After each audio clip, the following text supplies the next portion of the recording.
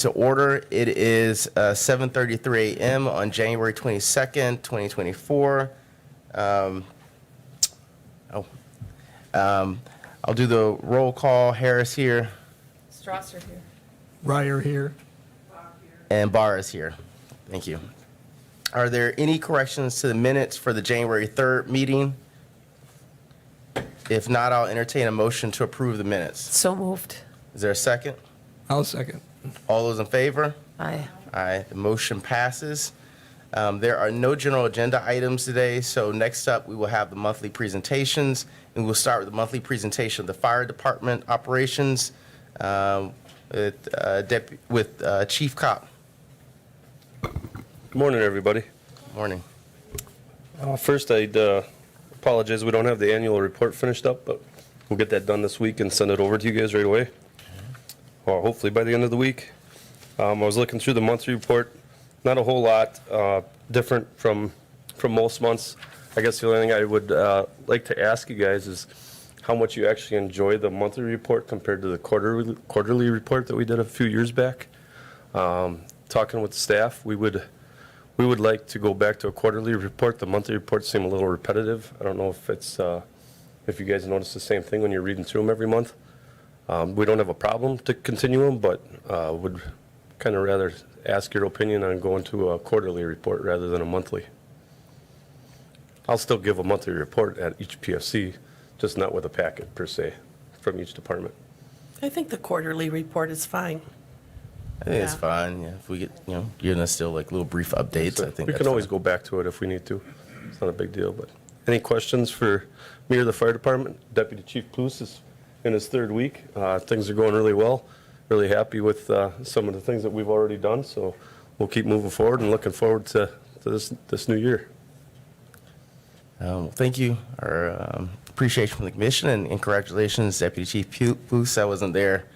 I was out of town during the time that you did the swearing in, so I wanted to personally congratulate you. All right. Thank you, Chief. Kopp. Thanks, guys. All right. Next up, Captain Ben Graham with the monthly presentation of the police department operations. Good morning, Captain. Good morning, everybody. So I'll be taking Chief Matt Barnes' place this morning. He's going to be at training all week long, and he's asked me to just give about a 10-minute presentation on what's happening within the Investigations Bureau, but I also see that there's an agenda item for department-wide activities. So I'll briefly mention just a few things. First of all, staffing. We're fully staffed, and we're excited about that, but that is in part thanks to all of you. I know that you added some additional meetings to the end of the year, so thank you, especially during the holiday season, for adding some of those meetings to your schedules. Retirements. We had 2 retirements in January. Lieutenants Bill Kolb and Mike Felder each retired after 30 years of police service to the city of Wausau. And at the time of retirement, Mike was a patrol lieutenant and Bill was an investigations lieutenant. And each of them, I would say, hold a special place in all of our hearts because they were involved in helping to train a lot of us at the department, including myself. And in addition to the impact that they had on all of our staff, I'm certain they had impact on the city and our citizens, and they will be greatly missed. Promotions. The downstream impacts of Chief Bliven's departure, coupled with those 2 retirements, have led to really a flurry of change, and thankfully that storm has now passed, and we're at a place of stability. And just in recap, over the last few months, which ended in December, we promoted personnel to deputy chief, captain, 3 patrol lieutenants, and made 2 replacements to our community resource units. So a lot of transition and change within the department. Recruitment, we had 3 members graduate from NTC's Recruit Academy in December, and all of them have performed very well. In fact, one of them received the highly coveted Jamison Campmeyer Award, and that award is voted on by the recruits themselves, and it goes to that recruit that they want by their side as backup on any call. So congratulations to Sheridan Michael on receiving that. As of today, we have 5 in field training, 1 in Phase 3, and 4 of them all the way at the beginning at Phase 1. And then last week, on Friday, we swore in 3 new officers. One of them comes with prior law enforcement experience from down south, and the other 2 begin their journey in recruit school at NTC, and they started this last week. We also thankfully filled our staffing in our admin up front as well. So we welcomed Gwen Bertram recently. She's in her training, and it's important that we're fully staffed up front as well. A little update on our unhoused.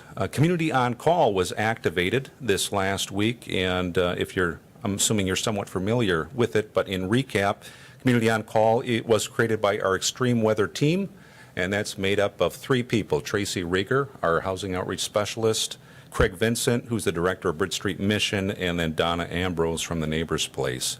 And the goal of the initiative was to create some additional shelter space so that when temperatures reach 10 degrees or more below zero, this is activated, and we rely on host sites to be able to provide at least up to 15 additional beds. So what happens is the unhoused presents to CPC at around 7 p.m. on the night that they're seeking shelter, and then the CPC staff at Catholic Charities, they kind of triage, and they look for those individuals that are lowest risk, and those lowest risk individuals then go to the host site. And so they are thankfully picked up by the city bus, transported to that host site, and then in the morning they are transported back to CPC. Now the host site provides supervision, they provide a meal, they even provide a continental breakfast the next morning before they head back to Catholic Charities at 8 o'clock a.m. So many hands really go into making that initiative a success, but the host sites are Bridge Street Mission, Thrive Church, Grace United Church of Christ, and even the Wausau PD served as a host site on Saturday night into Sunday morning. And as I talked to Tracy Rieger, she said that the first activation, which ran from Sunday night through this past Saturday night, went very, very well. There were some bumps in the road, but they ironed out those bumps, and it was a great success. Catholic Charities was at capacity, which was about 40 each of those nights or close to that. And then the host sites ranged from about 7 to 15 people dependent on the night. And based upon my conversations with Tracy, it doesn't sound like we ran across anybody and didn't have a place for them to go. There may have been a couple that chose not to receive services, but it sounds like there was a place for everybody to go if they wanted it. So any questions on staffing or the Community on Call before I talk about the Investigations Bureau? Yes. How many homeless people did you take to the different places? I would say there was probably about 50 on average that were housed between Catholic Charities and the host sites on any given night over the last week. Yeah, good question. And then there's others like Salvation Army that provided additional housing on top of that. Any other questions? All right, Investigations Bureau. So historically, the PD has been divided into 2 bureaus, the patrol and the investigation, but about a year and a half ago, we added a 3rd captain, which allowed us to create another division, which was the admin division. So what we had is we had this kind of this swelling span of control issue, and that additional captain and the creation of that other bureau kind of provided some relief to some of that span of control. So whereas like the CART team, and the Humane Officer Program, the Community Resource Unit, and task force officers used to fall underneath the Investigations Bureau. Those now fall under the Admin Bureau and kind of frees up a little bit more time for the investigation side of things. So the composition of the Investigations Bureau right now is myself as a captain, and then there are 2 lieutenants. Beneath those 2 lieutenants are 7 detectives. 5 of those detectives are general detectives. They handle a general caseload. We have a detective then that is assigned to the Digital Forensics Unit, which is a regional lab that we have that is housed at the Marathon County Sheriff's Office. And then we have a detective assigned to our Property and Evidence Room, so handling all the evidence that comes in and then responding to the scene to process major crime. Excuse me. On top of our detectives, we have 4 school resource officers, 1 at each high school and 1 at each middle school, and each of our high school SROs are complemented by a therapy dog that everybody loves. And then we have our Victim Resource Unit. The Victim Resource Unit has 3 members, a therapist, a crime response specialist, and an officer. And this unit was formed back in 2016, and they were formed to be able to respond to the emotional, the psychological, and the physical needs of crime victims. They're trying to bridge the gap of re-victimization and provide safety and stabilize their lives. Now, the VRU is made possible by grant funding, and the primary source for that unit is the Victims of Crime Act, which goes all the way back to 1984. And there is what we call the Crime Victims Fund, which is a federal pot of money. And so people that are convicted of federal crimes, certain federal crimes, any monetary things attached to that case will be deposited into that fund. Now, the concerning thing is that year after year, we've seen diminished deposits in that fund, and our legislators have stepped up and tried to fix that. You might be familiar with the VOCA fix, which happened a couple years ago. But even with that fix, we have some concern. For example, in the fiscal year 24, which begins October 1st of this year, awards are going to be capped at $250,000. Now, we receive $300,000 per year to maintain our program, so we're going to be seeing a minimum of a $50,000 cut. And we're not guaranteed when we go into this competitive cycle that we're going to get that $250,000. And so what does that mean for us? Well, what that means is that the city may have to add additional dollars to support this program if it thinks it's a good program. And I would argue that we have proved this program to be a huge success. I think our victims, in their own voice, would say the same thing. So we're working on some contingencies there, but it's going to be a very competitive year to keep that program going, which I would say is pretty unique. I'm not aware of any other agency in the state, law enforcement agency in the state, that is funded with VOCA in the way that we are, with a therapist, a crime response specialist, and an officer. Just a bit on crime trends. So our detectives handled about 200 cases in 2023, which means every general detective received about 2, 3, maybe even 4 cases every single month. And these are not your run-of-the-mill cases. These are cases that are a little bit more complicated, ones that require search warrants, subpoenas, reaching out and coordinating with other law enforcement agencies. And I would say the top 5 investigation types that sort of consume their time, number 1 is fraud. Fraud is very pervasive. Myself, I was a victim of fraud twice last year. Maybe you were too. I hope not. Number 2 was death investigations. So any unattended death, a death out in our community, an officer responds to. If there's anything suspicious in nature, we send a detective to that. For example, we responded to 10 fatal overdoses that were investigated, at least 5 suicides, at least 2 infant deaths, and 1 traffic fatality. Number 3 is sexual assault of a child. 4 is child pornography, so we're a member of the Internet Crimes Against Children Task Force. So what happens is tips come in to DOJ down in Madison, and then those are triaged and sent to the local jurisdiction where individuals are possessing, distributing, and even producing child pornography. And the 5th thing that we focus on that is at the top of the list is adult sexual assault. So fraud, death investigations, sexual assault of a child, child pornography, and adult sexual assault are the primary cases, or the ones that occur with greatest frequency in the Bureau. A couple high-profile cases. Maybe you saw on Facebook last week, we had kind of a scare. We had a child walk away from John Muir at the end of the day and could not be immediately found. And thankfully, within about 24 hours, she was found safe in Winnebago County. And I'm not going to elaborate a lot on the details of that, other than to say that I think strong relationships, so efforts to kind of build those relationships day after day, really proved to be effective, in that we cooperated well with the school district and the sheriff's office and even our local businesses to make sure that she could be returned home safe. We did a quick canvass of the area. We were obviously looking at cameras at the school. And then we were able to, with the help of the sheriff's office, put a drone up in the air and look for heat signatures in the neighborhood. And thankfully, through witness statements, video surveillance, and some digital forensics, we were able to track her down. Now, prior to that, another big case back on December 29th, our officers were called to the R store on Central Bridge Street, well, on the east side of Bridge Street, for a silent holdup alarm.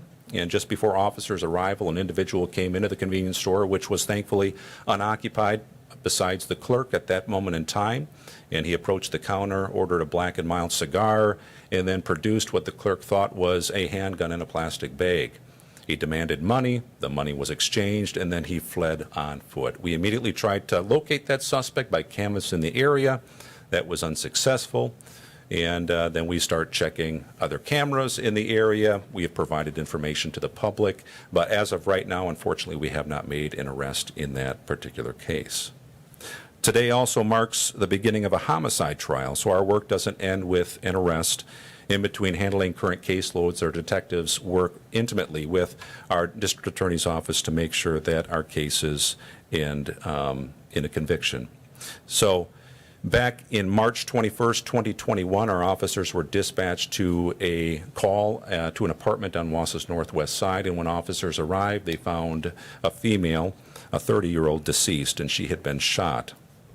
Officers arrested on scene a 24-year-old male, and his name is Umberto Lowe, and he's going to be standing trial over the next week and a half, facing a first-degree intentional homicide charge. So the last thing I want to mention is drug overdoses. So we began to track our drug overdoses back in 2019, largely due because of the rise and presence of heroin and fentanyl in our community. That year, back in 2019, we investigated 22. In 2020, 28, and then the next year in 21, 40. So we saw about a 100% increase between 2019 and 2021. Fortunately, over the last 2 years, in 22 and 23, those numbers have been on the decline. Last year, we had 27 overdoses we responded to, 10 of which were fatal, 17 were non-fatal, but there's a caveat, because if you would ask our drug investigators, the ones that are out there on the front line doing the work, that decrease in our response doesn't necessarily mean that there are less overdoses happening in our community. I think because of public education, safer use practices, the availability of Narcan, people are overdosing with somebody next to them, and they're being able to, deliver that Narcan, and then the law enforcement isn't being contacted. And so what are we doing in response to this problem? Well, we continue to devote our attention to every one of these cases. It doesn't matter if it's a fatality or a non-fatal overdose. We're going to investigate it, and if we can prove a delivery at minimum, we'll do that. And if we can take the case to a reckless homicide, we'll do that as well. But these cases can be complicated. For example, it's not uncommon for there to be what we call mixed toxicity, where at autopsy there's multiple drugs, and you might have information that the dealer gave one particular drug. Well, it wasn't that one particular drug, but a combination of drugs that caused the overdose. And so we might not always be able to prove a reckless homicide, but a delivery that we can. On the non-fatals, we need somebody to cooperate with us, and victims are not always cooperative with law enforcement, and so sometimes we're inhibited from being able to move forward with cases because of that as well. We also spend time in diversion, deflection, and assisting with drug court, and that's been leading to some successes as well. Just a couple weeks ago, I attended the drug court graduation, and one of the graduates had spent years in prison as a result of a non-fatal overdose that we investigated.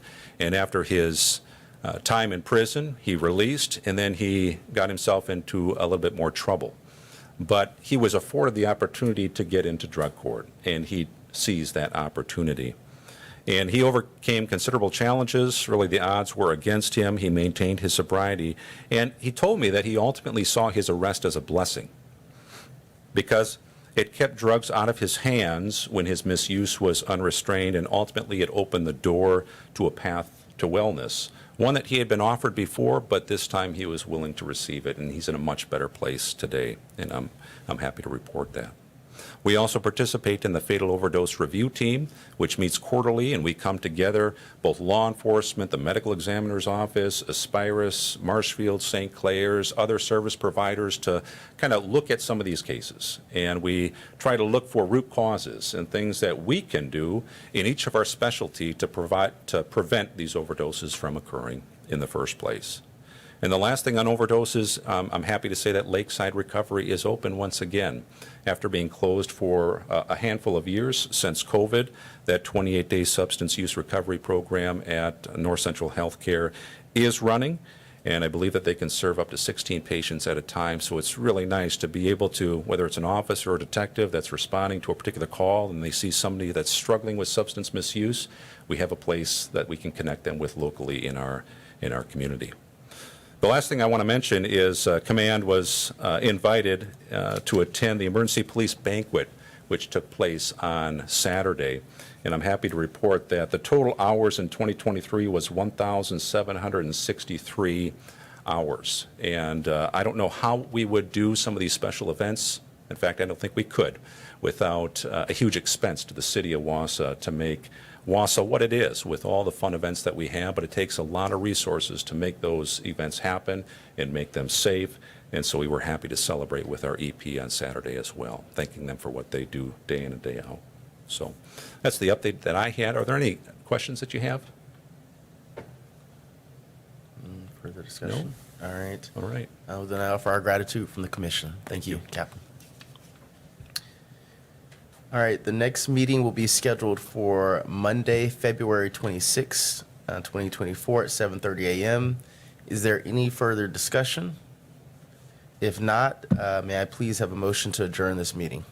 I'll make a motion to adjourn. Is there a second? Second. All those in favor? Aye. All right, the motion passes. We are adjourned. Thank you, everyone.